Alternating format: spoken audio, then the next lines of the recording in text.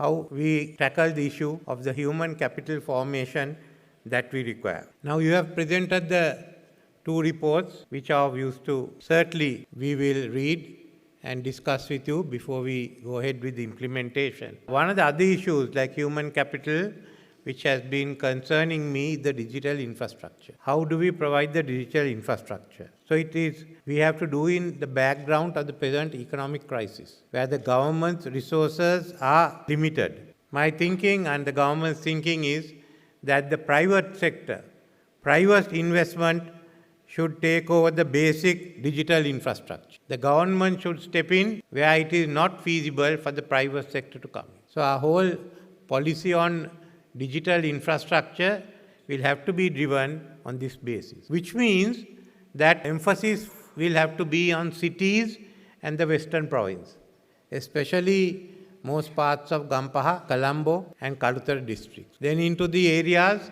where there is populated areas, towns and others where there is access, where it's needed. The second phase will be to move out, by which time certainly the providers would be in a better position to have a longer investment, and the government will also have sufficient resources to go ahead with investments. So whatever we say, we have to provide the digital infrastructure, and we will have to depend on private investments for the first part. And accordingly, about 40 to 50% of the country or the population will have that infrastructure.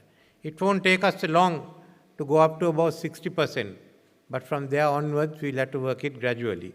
So that is one of the key issues that we are considering.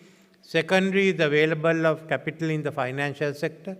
This is why we are going ahead with restructuring the banks to ensure there's adequacy of capital, that money is available, and we will also need to channel the money into this sector. So we require a diverse financial sector different from what we are going to have today. The other is digital inclusion. Digital inclusion is necessary. You can't have the digital divide as between the rich and the poor. How do we achieve that? So these are the three: digital inclusion, where everyone has access to the digitalization that is going on in the country.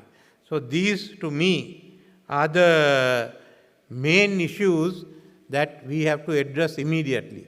There are others like the legal systems, cyber security, yes, those can be done. Some can be done by the government, others by the private sector. But these are three important areas: digital infrastructure, the capital financing, and finally the digital divide. So that's what the government will have to focus initially on your digital initiative.